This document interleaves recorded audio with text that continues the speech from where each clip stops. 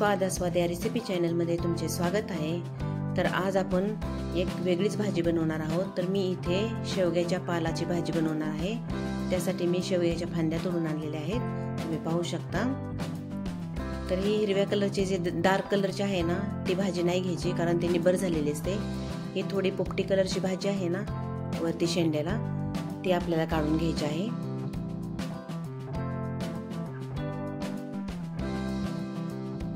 हे जे पोपटी कलरची पानं आहेत ना, ते आपण काढून घेणार आहोत भाजी करण्यासाठी।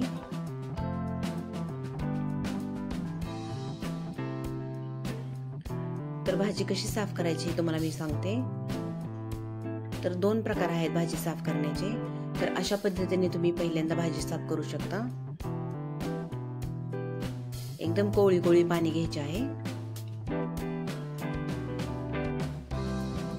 आता दुसरी पद्धत सांगते मी तुम्हाला। तर आपल्याला एक पान असं काढून घ्यायचं आहे आणि उलट्या हाताने ते असे खेचून पानं काढायचे आहे, तर संपूर्ण पाला निघून येतो। तुम्ही पाहू शकता अशा पद्धतीने, बघा संपूर्ण पाला निघत आहे। तर मी भाजी 3 ते 4 पाण्याने स्वच्छ धुवून घेतलेली आहे। इथे मी शेंगदाण्याचा जाडसर कूट घेतलेला आहे, मुगाची डाळ भिजवून पण घेतलेली आहे, फोडणीसाठी हिरवी मिरची आणि भरपूर लसूण घेतलेला आहे। तर चला आपण रेसिपीला सुरुवात करूया। तर गॅसवरती मी पॅन ठेवलेला आहे, त्यामध्ये आपण तेल घेऊयात। तेल गरम झालेलं आहे, तर आपण आता लसणाची फोडणी टाकून घेऊयात।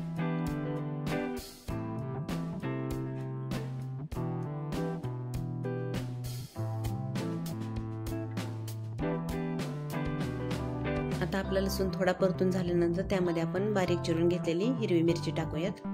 हिरवी मिरची तुमच्या आवडीनुसार तुम्ही घेऊ शकता। तुम्हाला थोडं तिखट आवडत असेल तर तुम्ही जास्त मिरची वापरू शकता यामध्ये। दोन्ही तेलामध्ये व्यवस्थित परतून घ्यायचं आहे आपल्याला। तर आता लसूण आणि मिरची परतून झालेली आहे, तर आपण आता भाजी टाकून घेऊया त्यामध्ये।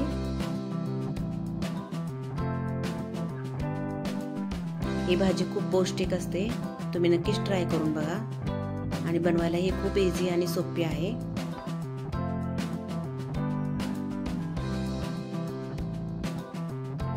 भाजी फोडणीमध्ये व्यवस्थित मिक्स करून घेऊया आपण आता। आता यामध्ये आपण चवीनुसार मीठ टाकून घेऊयात।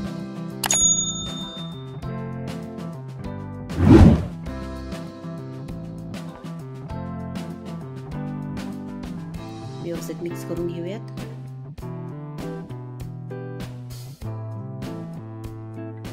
आता आपण शेंगदाण्याचा कूट करून घेतला आहे ना, तो त्यामध्ये टाकून घेऊयात।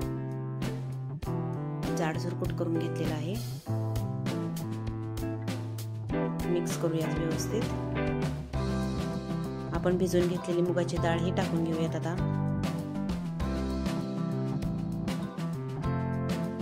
आता सर्व व्यवस्थित आपल्याला मिक्स करून घ्यायचं आहे, एकजीव करून घ्यायचा आहे।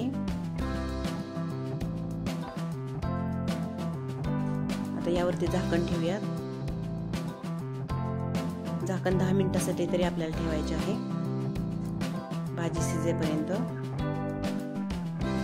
मधून अधून त्याला हलवत राहायचं आहे, नाही तर भाजी खाली लागू शकते। तुम्ही पाहू शकता आपली भाजी तयार झाली आहे। तर ही रेसिपी तुम्हाला कशी वाटली हे कमेंटमध्ये नक्कीच सांगा। आवडली असेल तर लाईक आणि सबस्क्राईब करायला विसरू नका। धन्यवाद।